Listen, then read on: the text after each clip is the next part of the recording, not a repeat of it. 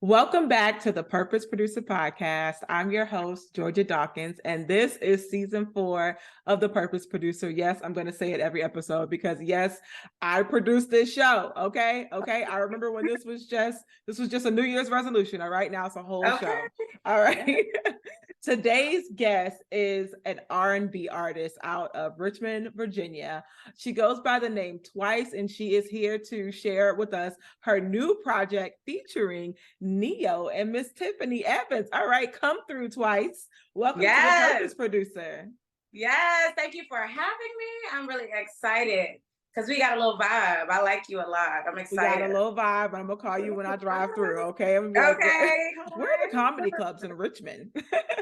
I've been asking all of my guests this season about how they rate their joy. So, where is your joy today on a scale of 1 to 10? Today? Today. Mm-hmm. Oh, okay. I'll say a 10 because I'm excited to be here. Yes. That's my first 10. That's my first 10. I've gotten some 6s. I've gotten some 7s. All right. Here we go with our first. I've been having a good day. I've been having a decent day. And I'm happy to be here. I was excited about the interview. So I'm excited about the interview. I can't wait to get into your project.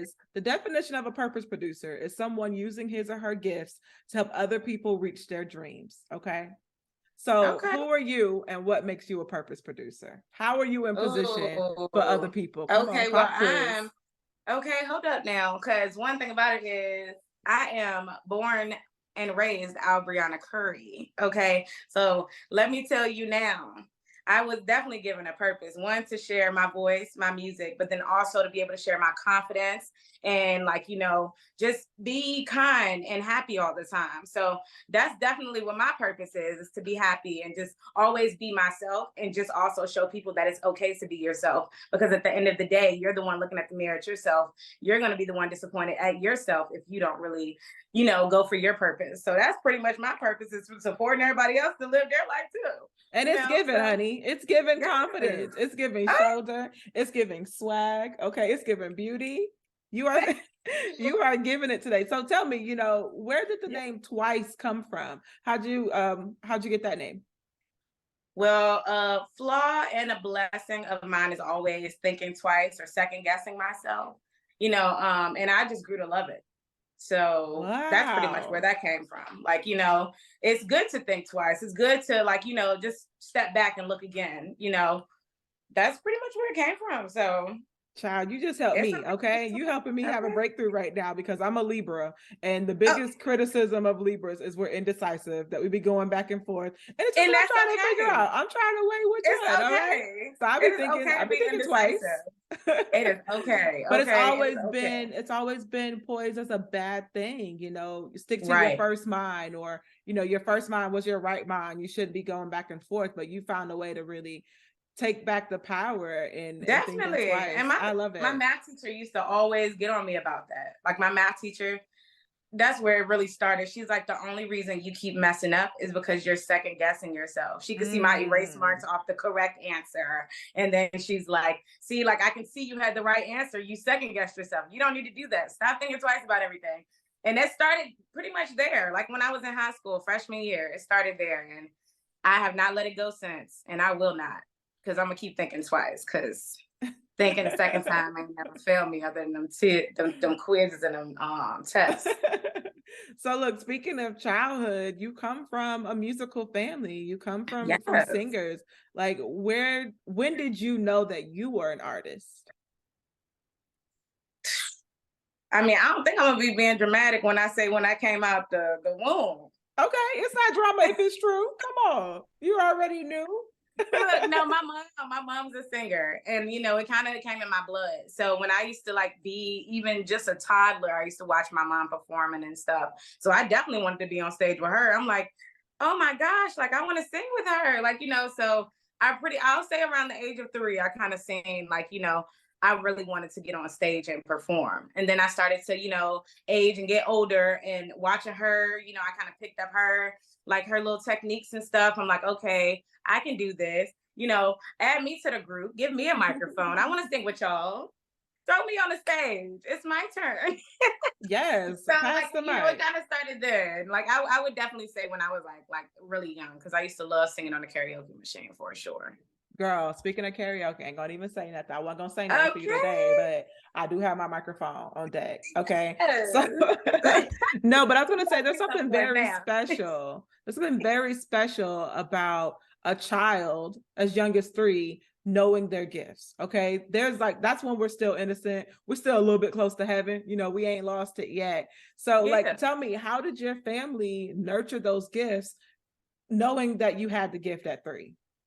Well, knowing that I had the gift at 3 was kind of, I'm not even gonna lie, probably a little hard because who can really sing at the age of 3, like that. But I could definitely hold a note. It just won't, of course, the best. But growing up around a whole bunch of artists and people who, like do music, like my uncle Juju, he is a producer. He plays the piano, the guitar. He's a engineer. Like he creates beats. He writes his music. Like, watching him do all of that and me being around him all the time and also having a whole entire family that knows how to sing, it's like, how can they not support me doing that? So as I got older, they definitely was pushing for me to do my own music. Now when it came to writing my own music and stepping out of the gospel lane into my R&B lane, it was kind of like, that was where I kind of did lose a little support in some areas where I really did need it, but then eventually gained it back because they seen the gift I did have when I was writing those R&B songs. So I mean, I feel like I've always had a very supportive family. They didn't always agree with what I wanted to do, and they definitely have always pushed me to sing. It was definitely with the singing. It was like, yeah, you can sing. Just keep singing. Just keep singing. Because there's so Every much you family can reunion, do, every so much you can do with your gift. yes, yes, and they would never stop it, of course.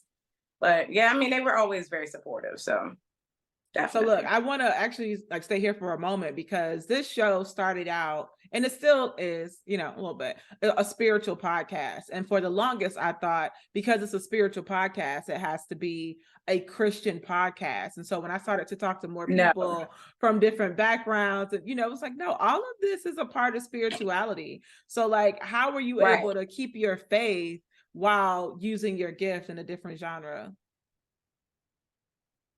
How was I able to keep it? Yeah, keep I your mean, because faith. even after, I mean, I'm at the end of the day, I am a Christian, like I just feel like, music was put on earth for a reason, for people to listen to. And, music is supposed to be therapeutic. You're supposed to listen to music to feel happy.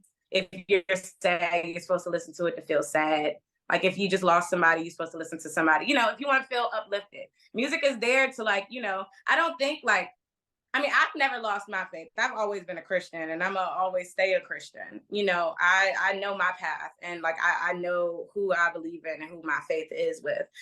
So I just never lost that because I just always felt like music was supposed to be therapeutic in any way, in any form it came. If that answers the question, I just never really lost my faith. Just because I stopped singing gospel music doesn't mean I wasn't still, praying and speaking to God. Like I've never stopped. Yeah, I was Believing thinking in more that. so So to like losing some supporters. Sometimes that can be a little discouraging. Like, dang, they was rocking with me over here, but now that I'm doing right, this, maybe they're not as supportive. So that sometimes yeah, can shake your faith. So I'm oh, glad for that you sure. kept yours. I'm glad that you kept yours because some of us It won't ain't been easy. walking so straight. Okay, it was not easy, but it definitely look. I'm here, and those people that didn't support me then definitely supporting it now. So Yeah. So did you start out like as a songwriter writing for other people, or were you always writing for yourself or both? just really for myself. Before I even started recording, though, I was interested in like writing for other people. Like, my old best friend, like she can sing, and she don't really like to get on stage. She don't like to perform. The only performance she used to do was in church. I used to always be like, I want to write a song for you, and I want you to go in the studio and record it, and it's gonna make you realize, like, girl, you need to share that talent. And that's kind of like where I found the love in like writing for other people because I really wanted like to share my lyrics even if I couldn't sing it the way I heard it, somebody else could, and then they would also realize and become like to like it would like start to love their own voice and be proud in that. So I mean I definitely started singing and writing for myself, but I am 100% about to be sending lyrics to some people. Okay, we about to get these songs out there. I want to see a whole bunch of big people. One day, oh my gosh, if Ne-Yo would sing something I wrote, girl, you don't know, but I really want to get into like major songwriting for like big artists. So I definitely started you're out on your singing. way. You're already working with Ne-Yo. Yes. Yeah, you're already working with Ne-Yo. Yes. So let's talk about the new project. How did the project come about? And then when did Ne-Yo come in? So the project came about, me and CP has been working on this project for over 2 years. And we met at one of the shows I did at 6335. And he came up to me, he's like, yo, I'm a producer. I got some beats. I'm gonna send them to you. Like, he's like, you are so talented, you know. He sent me and my mom them beats. We listened to them that same night. And all of those beats were like, oh my gosh, this is so different. I have to get on here. I cannot wait to show what I can do. I can't hear anybody else on these beats. So I hopped on the beats. You know, we kind of started with Something About You and Y'all Don't Know About Us. We did Something About You first, music video and everything. And Y'all Don't Know About Us. We were in the studio when I was recording Something About You. And he's like, I got another beat and this is what I want the topic to be. I'm like, okay, I can do that. So, you know, I went and I wrote YDKAU. Then there came CPSPN. And we just gonna keep going. Okay, let's keep dropping these hits. Let's get this album done. We need to get this album done. So we've been working for over 2 years now. And honestly, it's one of the best things I could have done because it boosted my confidence with my music and my like lyrical, you know, side, my very lyrical side has really come out in the past 2 years. So yeah, it really, you know, it started 2.5, like I want to say 2.5 years ago. Correct me if I'm wrong later, CP, but it was around there. And ever since then, we just been writing music, and we just like, we gonna send this project out. We've been waiting to drop Yane. We've been waiting to drop this album. So all right, so Yane is on the way, y'all. Look, talk to me a little bit. It's here. Yes. Talk to me a little bit about the process of creating this project. You know, a lot of people want to skip the process. A lot of people want to skip the line in the process, and they want this overnight success. So talk to me about that 2 years, that 2.5 years that it took to refine the project. The process can be stressful, but that's the best part. Like, you know, like the after is of course nice. Like after all the hard work, who doesn't want to be successful, you know? But the work is the fun part because you're gonna feel rewarded when it does come to you. So like these past 2 years after, like, you know, all this hard work, before we got Ne-Yo on the project, before we got Tiffany Evans out, we knew we had good songs. We knew we had like a nice solid little project we could have put out. We could have put out an EP, but we just, you know, we gonna get this done. CP come to me about Ne-Yo, and then, you know, then come Tiffany Evans, 2wicee, like, you know, so it was like we had all these beautiful features. Let's just put out this beautiful masterpiece.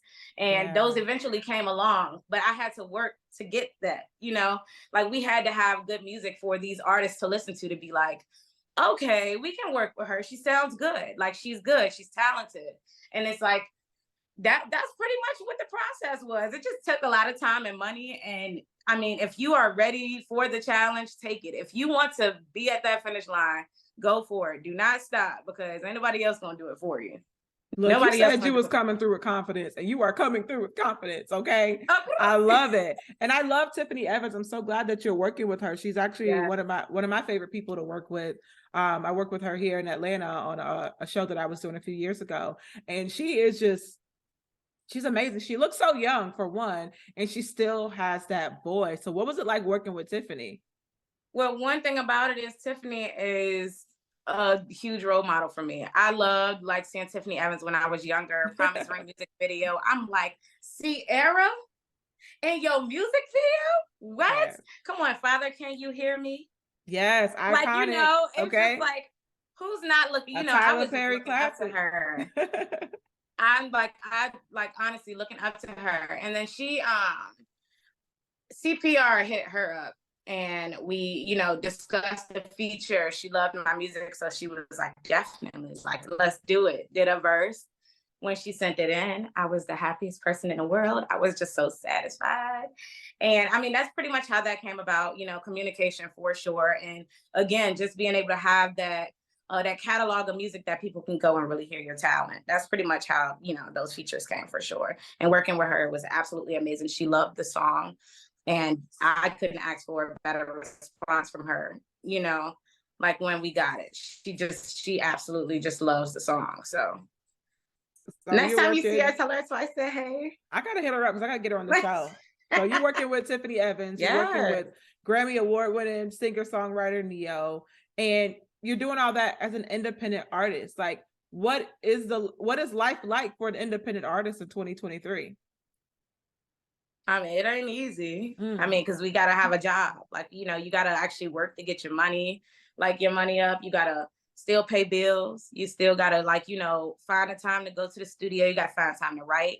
It's like you don't really have that big team, but the team I do have, like, very supportive. We are a great team. We work well together. So that definitely helps me as an independent artist, because I see a lot of other independent artists who don't have team members or like management that can, actually help and, find ways to help you while you're still trying to push your craft.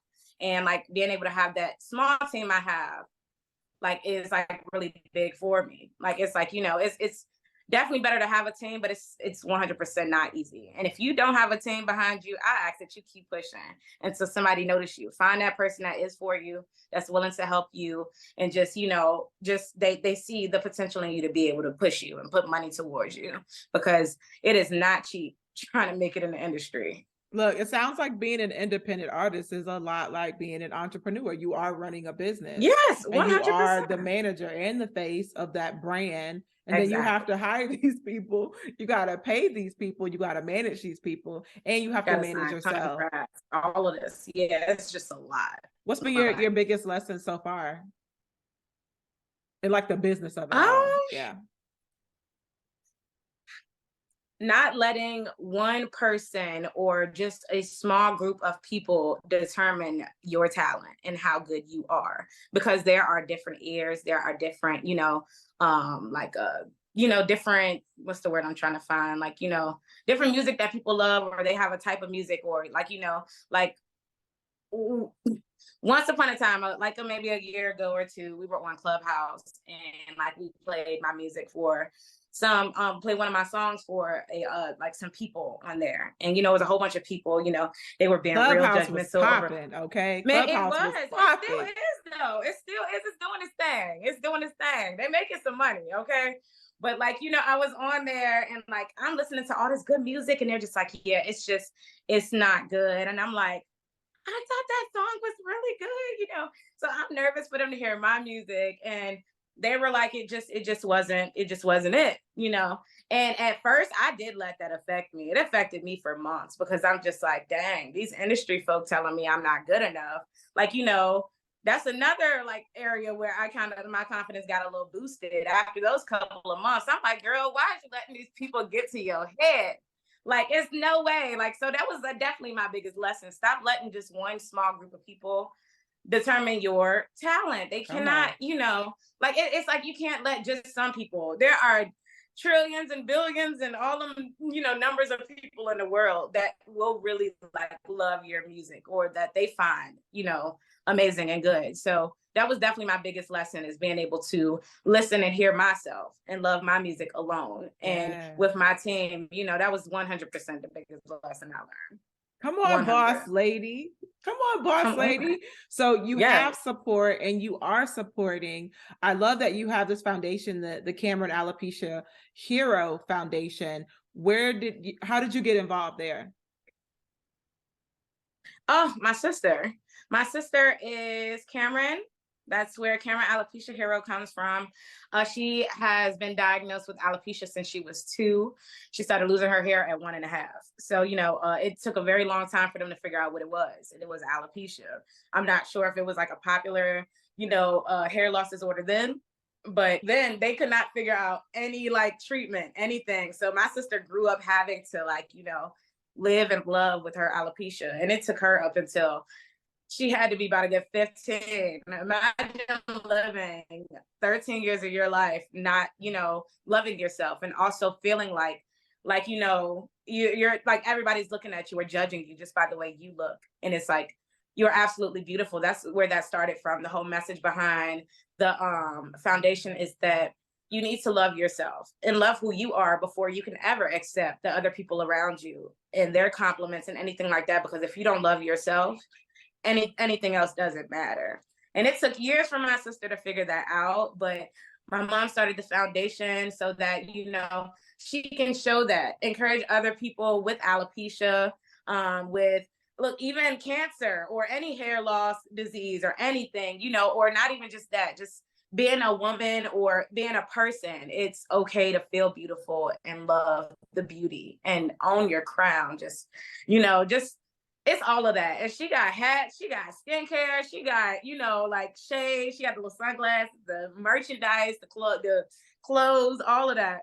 And I'm just, of course, all the way behind it because my sister is gorgeous. And she recently ran for homecoming queen because she's a singer. And she came in second, but it was a win for us and for her because that was the first time out of all of the years she's been in school that she took her hat off in front of everyone. Congratulations, Cameron. Yes, Congratulations. Okay, and I respect her. I love her so much for it. Like, you know, I look up to her and she's younger than me. So, you know, but that's definitely what that is. So 2wicee, tell us how we can support the foundation, where we can find your project, Yo Ne, and how we can keep up with you. Definitely. So you can follow me on Instagram at 2wicee. That is 4. And there is a link right at the top. Once you click on my Instagram in my bio, that will lead you to everything else. So please go and do that. You can definitely support by turning on my post notifications. I would absolutely love to see you guys on my TL. My sister's Instagram for Team Cameron Alopecia is at Team Cameron Alopecia Heroes on Instagram, and that'll also lead you to that foundation. So please go check that out. Look, congratulations on your project. Congratulations on your career and all the great work you're doing. And thank you so much for being on the show today. I'm glad you were able to come by. Any words of encouragement for people out there struggling to walk in their purpose? Just don't lose it. Go listen to the first song on my album, the intro featuring Ne-Yo. He's introducing the whole album, and that song will definitely be, you know, encouraging and understanding because I speak on the challenges I'm experiencing now in life as a young adult and a woman. So please just go check that out. Just please, just never give up. Always, you know, be true to yourself and just keep pushing because the finish line is somewhere. It might not be there when you're ready for it to be there, but it will be there if you just keep going. It's going to be right on time. Yes. Thank you, 2wicee. Thank you so much. Thank you for having me.